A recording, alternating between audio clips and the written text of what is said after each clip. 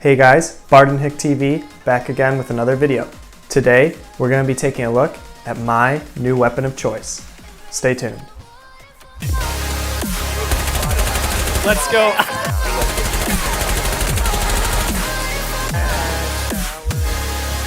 Oh my god. Microphone. That's Twitch.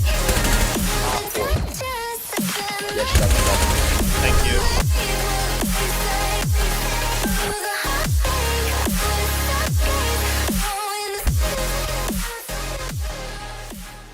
So what are you going to get in the box with this mouse? Well, of course, you're going to get the mouse, and then you're going to get some literature, whatever. You don't need to read that crap. Plug it in, it works. You're going to get the dongle, and it's a two-part affair. There's like a connector piece, the USB dongle, and then the cable itself. And funnily enough, the cable that it comes with, which, you know, this is a wireless mouse, so theoretically you're rarely going to use it with the mouse other than for charging. The cable that comes with this mouse is better than the one that comes permanently affixed to my Model O wireless. My Model O minus. Those names are way too similar. The Model O minus cable is definitely stiffer and just not as good as the one that comes with this mouse. So I'm really glad to see that they didn't throw in some crappy rubber cable, expecting people to never use it. Because, there was a time where I was in the middle of a long gaming session and I saw I had 5% left, so I hooked it up and it worked just fine. So that's really good. Really good on Glorious for putting time and effort into something that a lot of other companies overlook. Now, stock, the mouse is going to come with white standard PTFE feet. The G Skates is how Glorious chooses to brand them. But I've been using them with the G Floats the entire time because I had those on my O minus as well. And what I really love about these is, since they're ceramic pads, or skates I guess, they don't like wear down at all because it's a metal, and they're only marginally slower than PTFE feet. It's like PTFE feet on a mouse maybe like after you've had it for like half a year or something. They're slightly slower, but with a speedier pad like my MP510, I don't really mind that. And it's really nice to know that I never have to replace these. So keep that in mind. So as far as the build quality of this mouse is concerned, it really blew me away. Compared to my O minus, and I did a lot of A/B testing, just everywhere I pressed on it hard as I could, no creaks, no rattles, no nothing. They have really been stepping it up in that category over the past couple of months, since I got my O minus, which was earlier this year, like spring. And so similar to the cable, it's really good to see that they haven't just been, sitting back and resting on their success that they've had up until this point, but they're continuing to improve on the already pretty good build quality. And I'm honestly extremely impressed. This is the best built mouse of all of my mice, including the Razer Viper Mini, which doesn't have any holes to begin with, so that's pretty incredible. And along a similar line of thought, I'll talk a little bit about the switches. These switches, maybe not the switches themselves, but the clicks, just the all-around experience is perfect, absolutely perfect. There is very little post and pre-travel, basically zero side wobble on the triggers.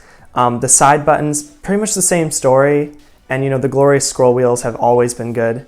But all around, when I put this next to my O minus, they were like completely different mice basically.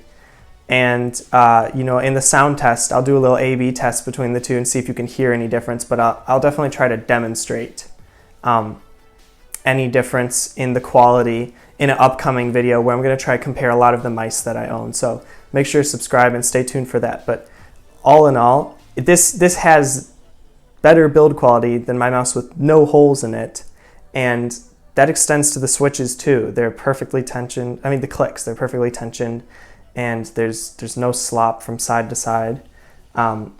It's pretty crazy. I was not expecting it to be this good.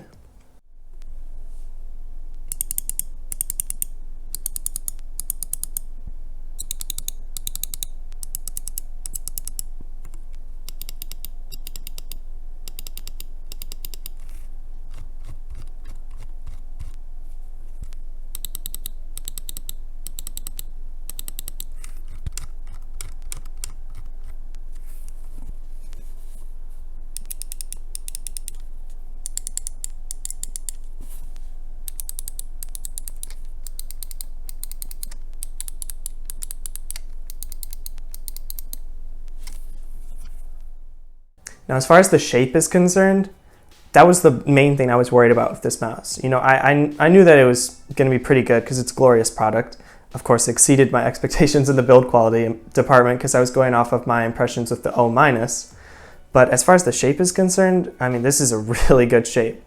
You know, now when I first got it, I did a little bit of A/B testing between my Viper, and I performed about as well with both of them, but they just felt different. One wasn't better or worse specifically, but honestly, the larger size of this added a little bit of stability to my shots that I didn't really have before with the Viper.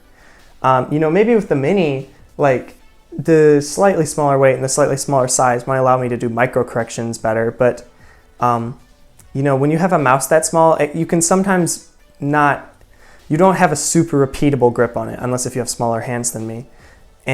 But this mouse, in contrast, every time I pick this up, I'm always holding it in the same exact positions, and it just added a repeatability to my shots that I didn't ever quite get to with the Viper Mini. So as someone who, like, if you're worried about this mouse being too big, I wouldn't. It's based on the FK1 shape, one of the most popular mouse shapes of all time.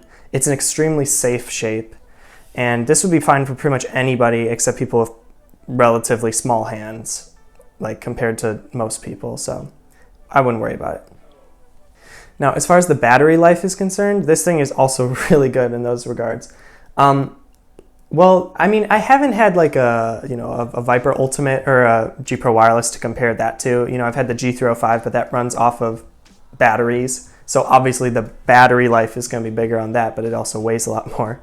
But I had the lighting at 50%, and it lasted me for 5 days before it gave me a notification that it was at like 5% battery or something.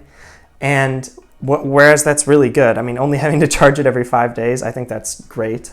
I just since turned off the lighting entirely because, you know, might as well extend the already great battery life even further. It's rated at 71 hours, I think, with no RGB at all. And while I haven't, you know, I can't exactly test that because I'm not going to constantly use it for that amount of time. It definitely is, the battery life is not something I would worry about hindering your daily use of this mouse. And you know, the scroll wheel RGB will flash red once it gets low, and then you can go into your software to check the exact percentage, and it'll give you a warning there as well. And then you can just plug it in, and which another nice thing is, you know, it's USB-C, unlike the Superlight or other mice which use micro USB. So if I wanted to, I could just unplug my keyboard and plug it in using that cable because that's USB-C. And if I wasn't trapped in the Apple ecosystem, I could use my phone charger as well.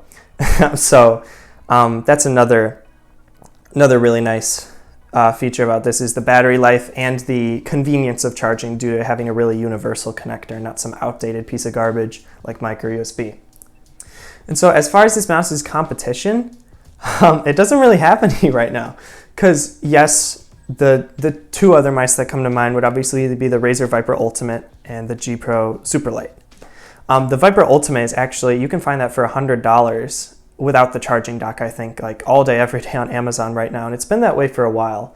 So that's nice, I guess.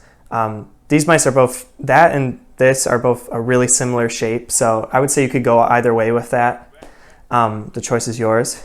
The Superlight is $150. I would really only consider that if you've been like religiously using a G Pro wireless, and you want to keep that same shape, because it is, I don't doubt that it's a great mouse. You know, it's like 61 grams or something crazy with no holes. But the price is definitely like, I don't think it would be worth double this amount unless if you're a really competitive player and you want to keep exactly the same shape that you've been using for maybe a few years. And then there's the SteelSeries Aerox 3, which is slightly lighter than this, I think, but it's $20 more. But I've heard a lot of complaints about the build quality on that mice, people having to return them because, you know, side buttons and the left and right clicks being super wiggly, and just, it seems like their quality control has quite a bit to go. So maybe a few months down the line, or when they decide to get their stuff together, if the reports improve, maybe go for that. But I would say until then, this walks all over that because this is $80, and I've heard very, very good things about the build quality. I don't think I just got a unicorn unit. I think as a whole, Glorious is really stepping up in that department.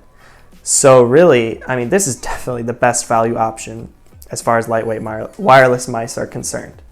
I mean, think about it. This is $20 more than a G305 retail price. You know, you can find that mouse for $50 a lot of the time, but even then, for only $30 more, getting something this much lighter, I think it's a no-brainer, really. The fact that this is $80, it's an absolute steal, and definitely this would be my #1 recommended mouse for everybody who can afford it. I mean, which most people in the market for gaming mice can. It's $80. If you're really on a budget, the Viper Mini is still a great option at $40, but if you can save up a little bit extra for this, I would definitely do it. Anyways, that's going to wrap this video up. My name is Bardenhick. I stream during the weekdays, and I try to post a review every weekend. Thanks so much for watching this video. Peace out.